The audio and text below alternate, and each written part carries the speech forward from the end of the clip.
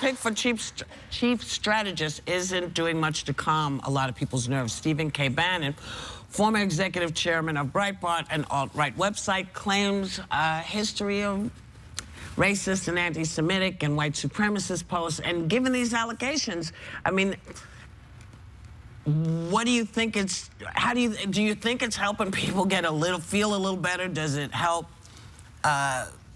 what President Obama said? I mean, or does it sort of make it harder? Well, the big thing you keep hearing is that the country is divided, and then he picks one of the most divisive people in the country. Okay. You know, that's what's bizarre about it. Yeah. Pick somebody who's a uniter. I think he's right to balance. Within the Republican Party. So I think he's going to have checks and balances within the people that he hires, and they're going to probably disagree, which will keep them one another in check. Well, it would be nice to have a counterpart to Reince Priebus, who is a little maybe more moderate than Reince Priebus, as opposed to somebody who represents the alt-right, who has on his website headlines like this: Bill Kristol, Republican spoiler, renegade Jew. Why does he have to say that Bill Kristol is a Jew? What has that got to do with anything? Well, it doesn't, but you know websites like that are clickbait. You know that sensational things get clicks. So it's not right, but he's not writing those articles either, so they don't necessarily reflect his personal views in it. I think what they were going the face of it. With Steve, I mean, I know Steve a little bit. He's not a friend of mine. He knows Steve Bannon. I mean, I used to submit content. Andrew Breitbart was a friend of mine. He used to run Breitbart.com. The site has changed a lot since Andrew died. Steve took over, and for a while I was submitting content to them. They interviewed me this year when I got this job. Steve is known in the right-wing world as a fighter. He's somebody who takes on the establishment. He was a supporter of Sarah Palin. He did a lot of documentaries on her.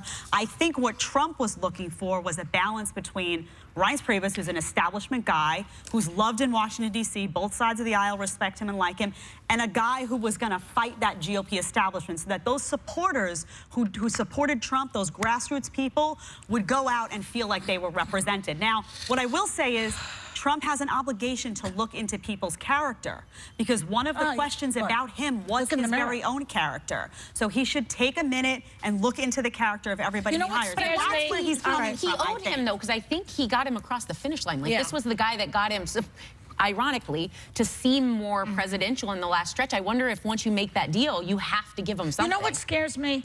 I understand the Trump voter to some extent, because they're afraid of globalization. They're afraid that their jobs are going overseas, that other people. So what happens is, there's a history in the 20th century, the 30s and 40s, and we got into a world war over this because people were afraid, and they blamed the other for their problems. And that is what I see somebody like this guy from the alt-right espousing. And it is happening in France. It is happening in Hungary. People are experiencing fear of globalization, and they are turning on their neighbors. This is what fascism looks like. And it scares the hell out of me. And it should scare everybody. So that's why, let me say one more thing to you, honey, because I know that, you know, you're saying everybody should act nice and be united and watch and what have you. But people are scared, and that is what these protests are about. It's about fear. It's not as much about rage as much as fear, like she describes it, and like what I just said. Well, just to clarify, people are not going to forget that you said you're sending Muslims home, and that you apologize. Like I said before, I said to Whoopi, Donald Trump should come forward and say, I'm sorry.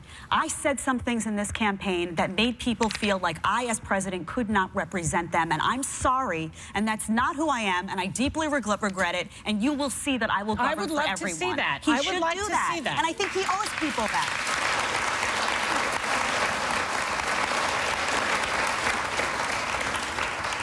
Ball's in your court, Donald. We'll be right back. Yeah.